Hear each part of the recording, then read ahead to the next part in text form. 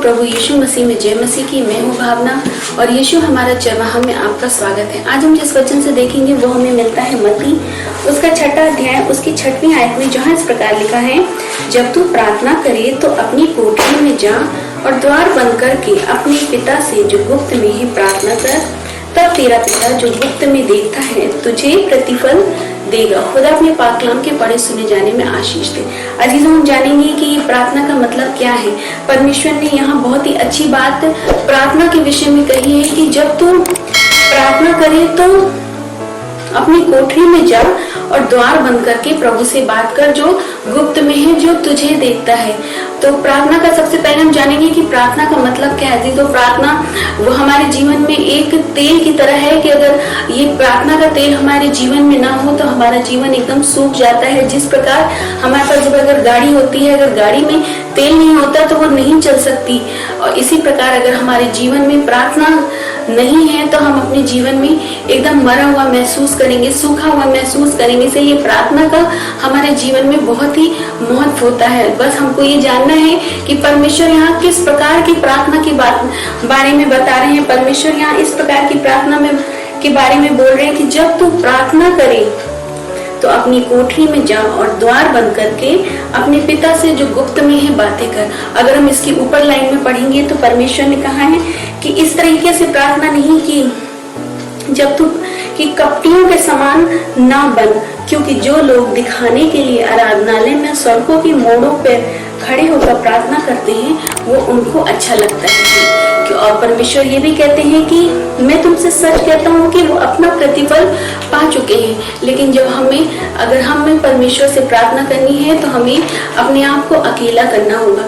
जिस प्रकार हम अपने माता पिता से जब बातें करते हैं तो हमें अपने पिता से माता पिता जैसा रिलेशन बनाना है कि हम अपने पिता से किस प्रकार बातें कर सके। जिस प्रकार हम अपने माता पिता से हमारी कोई भी जरूरतें होती हैं, हम बातें करते हैं, हम उनसे कहते हैं हमें ये चीज चाहिए, वो चीज चाहिए, और इसी प्रकार और हमें किसी और की दखल अंदाजी हम जब अपने माता पिता से करते हैं तो नहीं चाहते कि कोई और उसमें दखल दे। लेकिन जब हम इसी प्रकार हमें अपने पिता से रिलेशन बनाना है कि जब हम अपने पिता से बातें करें, प्रार्थना करें, तो हमें अपनी कोठरी में जाना है, द्वार बंद करना है और उनसे जो गुप्त में है, जो हम नहीं देख सकते लेकिन हमारा परमेश्वर हमें देखता है, हमें अपने परमेश्वर से बातें करना है और अपने जीवन की हर बात उनसे शेयर करनी है। क्योंकि जब हम अपने पिता के सामने अपनी हर एक बात को कहते हैं, अगर हमसे कुछ गलती भी हो गई है उसके बारे में भी हम कहते हैं, तो परमेश्वर हमारे गुनाहों को क्षमा करने वाला परमेश्वर है। जब परमेश्वर हमारे गुनाहों को क्षमा करता है तो हम अपने जीवन में आगे बढ़ते हैं। हमें खुशी होती है कि हमने परमेश्वर से कुछ प्रार्थना की, अपनी गलती को माना, तो परमेश्वर ने हमारे गुनाहों को क्षमा किया। तो इसी प्रकार हम चेले भी जो होते हैं, चेले भी परमेश्वर से कहते हैं। जब हम लूका की अध्याय 6 में, लूका 11 में पढ़ेंगे तो वहां लिखा है चेलों को प्रार्थना करना सिखाना। मतलब चेलों ने भी परमेश्वर से क्या कहा लूका 11 में कि हे प्रभु, जैसे यूहन्ना ने अपने चेलों को प्रार्थना करना सिखाया वैसे ही हमें भी तू सिखा दे। उसने उनसे कहा, जब तुम प्रार्थना करो तो कहो, हे पिता, तेरा नाम पवित्र माना जाए, तेरा राज आए, हमारे दिन भर की रोटी हर दिन हमें दिया कर और हमारे पापों को क्षमा कर, क्योंकि हम भी अपने हर एक अपराधी को क्षमा करते हैं, और हमें परीक्षा में ना डाल। तो जब चेलों ने परमेश्वर से कहा कि प्रभु हमें भी प्रार्थना करना सिखा, तो परमेश्वर ने उन्हें इस प्रकार की प्रार्थना करने के बारे में कहा कि इस प्रकार की प्रार्थना कर, अपने अपराधियों को क्षमा करने के लिए परमेश्वर कहते हैं। क्योंकि परमेश्वर सबको क्षमा करने वाले परमेश्वर। जब हम अपने अपराधियों को क्षमा करेंगे तो परमेश्वर हमारे अपराधों को क्षमा करेगा।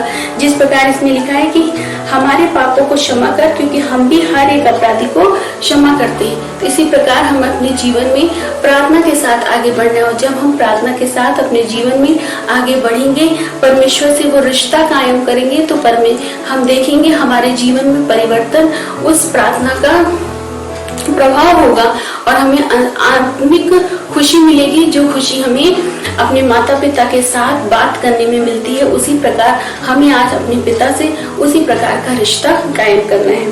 तो आशा करते हैं कि इस छोटा सा वीडियो आपको पसंद आया होगा। आप लाइक और शेयर जरूर कीजिए और अपने जीवन में इस प्रार्थना के महत्व को जानिए, स्वीकार कीजिए और अपनी हर एक बात परमेश्वर से कहिए, परमेश्वर से। और जब भी आप प्रार्थना करें तो अपने आप को अकेला करें, परमेश्वर के साथ समय बिताएं। परमेश्वर को संगति में आप जितना बैठेंगे उतना ही परमेश्वर आपसे बातें करेगा, जो परमेश्वर आपसे कहना चाहता है, और आप उस परमेश्वर की आवाज को भी सुन पाएंगे। तो आप इसी प्रकार अपने जीवन में प्रार्थना को महत्व दीजिए। और जब आप प्रार्थना सुबह उठते हैं तो सबसे पहले परमेश्वर को धन्यवाद दीजिए, क्योंकि जब हम परमेश्वर को अच्छा लगता है, जब हम परमेश्वर को हर एक चीज के लिए धन्यवाद करते हैं। आज हमारी सांसें चल रही हैं उसके लिए धन्यवाद, हम सही सलामत हैं उसके लिए धन्यवाद, इतनी बड़ी महामारी से बचाया परमेश्वर इसके लिए धन्यवाद, हमें तीनों टाइम का खाना देता है उसके लिए धन्यवाद। क्योंकि परमेश्वर चाहता है कि आप हर एक चीज के लिए धन्यवाद का बलिदान चढ़ाएं, अपने अपराधियों को क्षमा करें, परमेश्वर से अपने अपराधों को के सामने स्वीकार करें अपने अपराधों को। और जिस प्रकार हम अपने अपराध, परमेश्वर हमारे अपराधों को क्षमा करता है, उसी प्रकार हमें भी अपने अपराधियों को क्षमा करना है। परमेश्वर के सामने बैठे तो सिर्फ परमेश्वर ही जाने कि परमेश्वर और मैं, और कोई नहीं, कोई फोन नहीं, कोई दूसरा चीज नहीं, सिर्फ आप दोनों की संगति होनी चाहिए। परमेश्वर फिर हमें देखेगा। हम परमेश्वर को नहीं देख सकते, लेकिन हमारा परमेश्वर जो गुप्त में है वो हमें देखता है, हमसे बातें करता है, हमारी हर आवश्यकताओं को पूरा करता है, और बिन मांगे जो हमारी आवश्यकताएं हैं वो परमेश्वर जानता है, अपने समय के अनुसार वो हमें देता है। तो इसी प्रकार का प्रार्थना में जीवन में आप आगे बढ़िए। God bless you.